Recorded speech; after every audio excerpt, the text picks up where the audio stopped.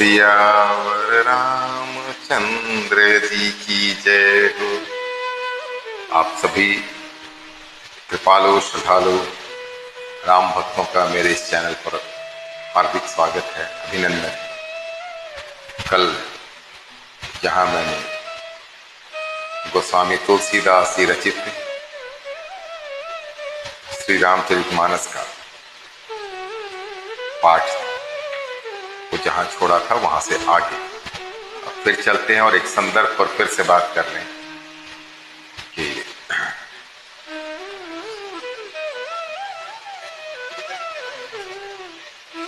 एक राजा था। ये प्रभु श्री राम के अवतार की, विष्णु अवतार की कहानी है। उसी में एक राजा जिसका नाम प्रताप भानु था, वह जंगल में बड़ा चक्रवर्ती सम्राट था।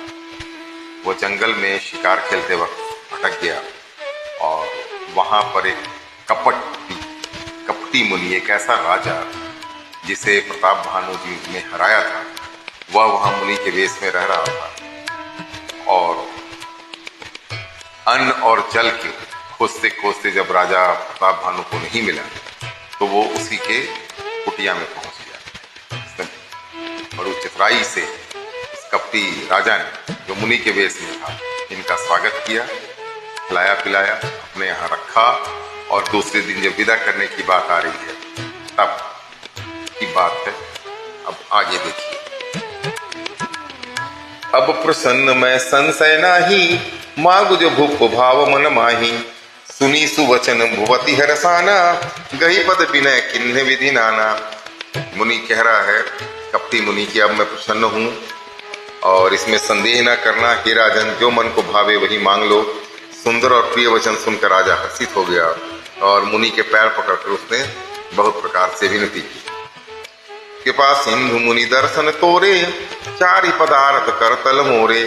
प्रभु ही तथापि प्रसन्न बिलोकी, मागी अगंबर हो वसोकी। हे दया सागर मुनि, आपके दर्शन मात्र से ही चारों पदार्थ अर्थ धर्म काम और मोक्ष मेरी मुट्ठी में आ गया। तो भी स्वामी को प्रसन्न देखकर मैं दुर्लभ मांगकर क्यों न शोक रहित हो जाऊं। जरा मरण दुख रहित तनु, समर जितय जनिको। एक छत्र रिपुहीन मही, राज कलप सत हो। कि मेरा शरीर वृद्धावस्था, मृत्यु और दुख से रहित हो जाए। मुझे युद्ध में कोई जीत न सके और पृथ्वी पर मेरा 100 कल्प तक एक छत्र अकंटक राज्य। कहता पसंद ऐसे ही होई, कारण एक कठन सुन सोई। कालो तु पद नाई है सीसा, एक विप्र कुल छाड़ी महिषा। तपस्वी ने कहा, हे राजा, ऐसा ही होगा, पर एक बात कठिन है, उसे भी सुन लो। हे पृथ्वी के स्वामी, केवल ब्राह्मण कुल को छोड़ काल भी तुम्हारे चरणों पर सिर नवाएगा। फिर ब्राह्मणों से बच के रहो, उन्हें खुश करो। तपबल विप्र सदा बरियारा, तिनके कोप न को रखवारा। जो विप्र न बस करऊ नरेसा, तो बस विधि विष्णु महेशा। तप के बल से ब्राह्मण सदा बलवान रहते हैं, उनके क्रोध से रक्षा करने वाला कोई नहीं है। हे नरपति, यदि तुम ब्राह्मणों को वश में कर लो तो ब्रह्मा, विष्णु और महेश ही तुम्हारे अधीन हो जाए। चलन ब्रह्म कुल सन बरियाई, सत्य कहूं दो भुजा उठाई। विप्र श्राप बिन सुनु महिपाला, तोर नाश नहीं कवनेहु काला। ब्राह्मण कुल से जोर जबरदस्ती नहीं चल सकती। मैं दोनों भुजा उठाकर सत्य कहता हूं, हे राजन सुनो, ब्राह्मणों के शाप बिना तुम्हारा नाश किसी भी काल में नहीं होगा। हर से उराऊ वचन सुनितासु, नात न होई मोर अब नासु। तव प्रसाद प्रभु कृपा निधाना, मोह कहूं सर्व काल कल्याणा।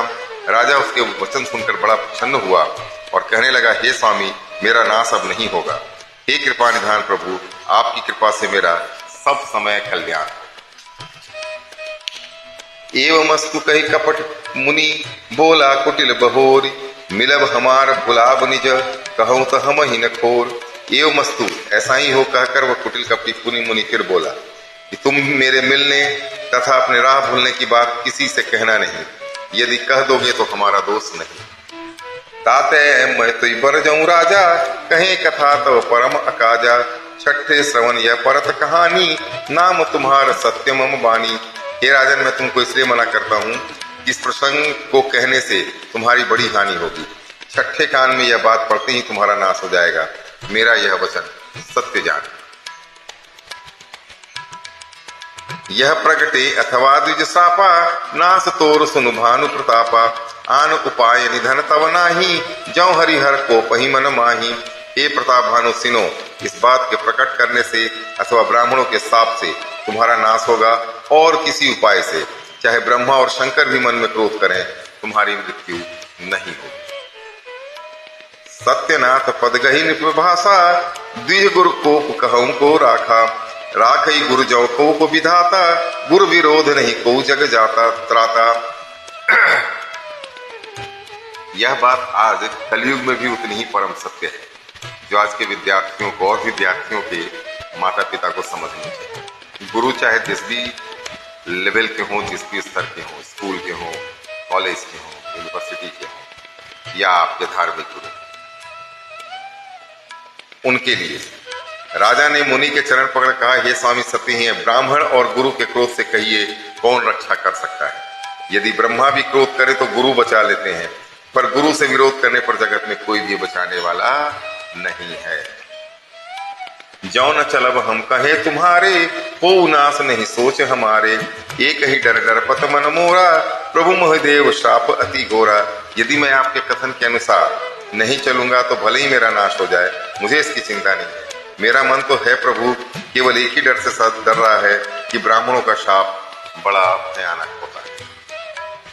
आप माने या ना माने, आप अगर इस कलयुग में भी किसी ब्राह्मण के साथ बिना मतलब का अत्याचार कर रहे हैं, वो सीधा सरल ब्राह्मण है, उसे रुला रहे हैं, उसे तकलीफ दे रहे हैं, और अगर उसने या उसके घर में किसी आपके लिए अहित सोच लिया, या ऐसी कोई बात सोच भी लिया, आपके सामने डर के मारे नहीं कहा, तो वो मान के चलिए किसी न किसी रूप में होके रहता है। यह प्रत्यक्ष प्रमाण है, मैंने देखा है। हो ही विप्र बस कवन विधि, कहूं कृपा करिसो। तुम तज दीन दयाल निज, हित न देखूं को। वे ब्राह्मण किस प्रकार से वश में हो सकते हैं, कृपा करके यह भी बताइए। हे दीन दयालु, आपको छोड़कर और किसी को मैं अपना हित यानी अपना हित नहीं मानता, अपना भला करने वाला नहीं मानता। सुन निप विविध जतन जगमाही, कष्ट साध्य पुनि हो ही कि नाही। अहि एक अति सुगम उपाई, तहाँ परंतु एक कठिनाई। बड़ी कठिनता से बनने में आते हैं, और इस पर भी वह शुद्ध हो या न हो, ब्राह्मणों को वश में करने के उपाय, उनकी सफलता निश्चित नहीं है। हाँ, एक उपाय तो बहुत सहज है, परंतु उसमें भी एक कठिनता है। मम आधीन जिगृति नुक सोई, मोर जाब तब नगर न होई। आजु लगे अरु जब तब ते भयऊं, काहू के गृह ग्राम न गयऊं। हे राजन, वह युक्ति तो मेरे हाथ है, पर मेरा जाना तुम्हारे नगर में नहीं हो सकता। जब से पैदा हुआ हूँ तब से आज तक मैं किसी घर अथवा गांव नहीं गया। जौ न जाऊं तब होई अकाजा, बना आई असमंजसु आजू। सुनी महीस बोले मृदुमानी, नाथ नियम असी नीति बखानी। परंतु यदि नहीं जाता हूं तो तुम्हारा काम बिगड़ता है। आज यह बड़ा असमंजस आ पड़ा है। यह सुनकर राजा कोमल वाणी से बोला, हे नाथ, वेदों में ऐसी नीति कही है कि बड़े स्नेह लघुन पर करही, गिर निज सिर निसदा तिन धरही। जलधि अगाध मौली यह फेनु, संतत धरनि धरत सिर रेणु।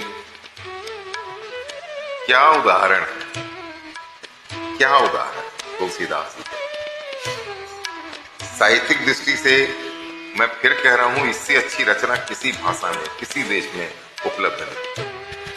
ना तो धार्मिक, ना ही साहित्यिक, ना ही वैज्ञानिक। उदाहरण देखिए, बड़े लोग छोटों पर स्नेह करते ही हैं। पर्वत अपने सिरों पर सदा तृण घास को धारण किए रहते हैं।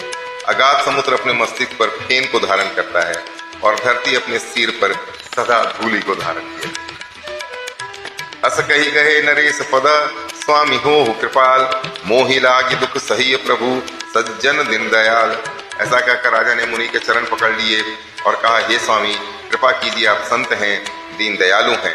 अतः हे प्रभु, मेरे लिए इतना कष्ट अवश्य सही। जान ही नृपहि आपन आधीना, बोल तापस कपट प्रवीणा। सत्य कहूँ भूपति सुनु तो ही, जग नाहीन दुर्लभ कछु मोही। राजा को अपने अधीन जानकर कष्ट में प्रवीण, कपट में प्रवीण तपस्वी बोला, हे राजन सुनो, मैं तुमसे सत्य कहता हूँ, जगत में मुझे कुछ भी दुर्लभ नहीं है। अवसी काज मैं करी हूं तोरा, मन तन वचन भगत मैं तय मोरा। जोग जुक्ति तप मंत्र प्रभाऊ, फल ही तब ही जब करिय दुराऊ। मैं तुम्हारा काम अवश्य करूंगा, क्योंकि तुम मन, वाणी और शरीर तीनों से मेरे भक्त हो। पर योग, युक्ति, तप और मंत्र का प्रभाव तभी फलीभूत होता है जब वे छिपा कर किए जाते हैं। जौ नरेश मैं करऊं रसोई, तुम पर सहु मोहि जान न कोई। अन्न सो जोई जोई भोजन करई, सोई सोई तब आय सुवन सुरई। यहाँ पर वो अपनी चाल खेल गया। हे नरपति, यदि रसोई बनाऊं और तुम उसे परोसो और मुझे कोई जानने न पाए, तो उस अन्न को जो जो खाएगा सो तुम्हारा आज्ञाकारी बन जाए। पुनितिन के गृह जेमऊ जो, तब बस भोई हो भूप सुनु सो। जायु पाए रचहु निप एहु, संबत भरी संकल्प करेहु। यही नहीं, उन भोजन करने वालों के घर भी जो भोजन करेगा, हे राजन सुनो, वह भी तुम्हारे अधीन हो जाए। हे राजन, जाकर यही उपाय करो और वर्ष भर भोजन कराने का संकल्प करो। नित नूतन द्विज सहस सता, बरहु सहित पर परिवार। मैं तुम्हारी संकल्प लगी, दिन ही करब जन्म जेवनार। नित्य नए 1 लाख ब्राह्मणों को कुटुंब सहित निमंत्रित करना। मैं तुम्हारे संकल्प के काल अर्थात 1 वर्ष तक प्रतिदिन भोजन बना दिया करूंगा। यही विधि भूप कष्ट अति थोड़े, होई है सकल विप्र बस तोरे। करी है विप्र होम मख सेवा, तही प्रसंग सहज ही बस देवा। हे राजन, इस प्रकार बहुत से थोड़े परिश्रम से सब ब्राह्मण तुम्हारे वश में हो जाएंगे। ब्राह्मण हवन यज्ञ और सेवा पूजा करेंगे तो उस प्रसंग से देवता भी सहज ही तुम्हारे वश में हो जाएंगे।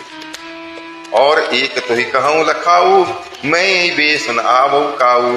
तुम्हारे उपरोहित कहूं राया, हरियाणव मैं करी निज पाया।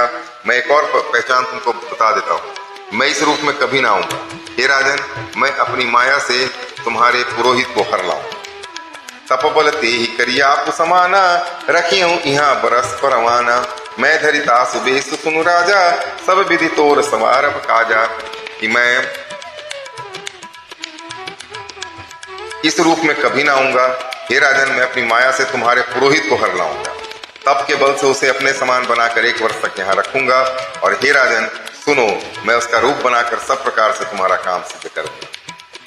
कै निसि बहु शयन अब कीजे, मोहि तो ही भूप भेंट दिन दीजे।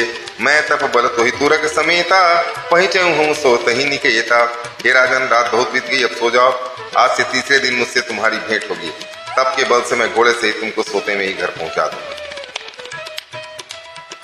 मैं आओ सोई भी सुधरी, पहचाने हूँ तब मोही। जब एकांत बोलाई सब, कथा सुनाऊं तो ही। मैं वही पुरोहित का वेश धर कर आऊंगा। जब एकांत में तुमको बुलाकर सब कथा सुनाऊंगा, तब तुम मुझे पहचान पूरी प्लान। इस कपटी राजा की जो मुनि के वेश में था, उसने तैयार कर ली अपना बदला, अपना प्रतिशोध लेने के लिए चक्रवर्ती सम्राट महाराज। आज के लिए इतना ही। कल पुनः आपकी सेवा में उपस्थित होऊंगा। तब तक के लिए मुझे आज्ञा दीजिए।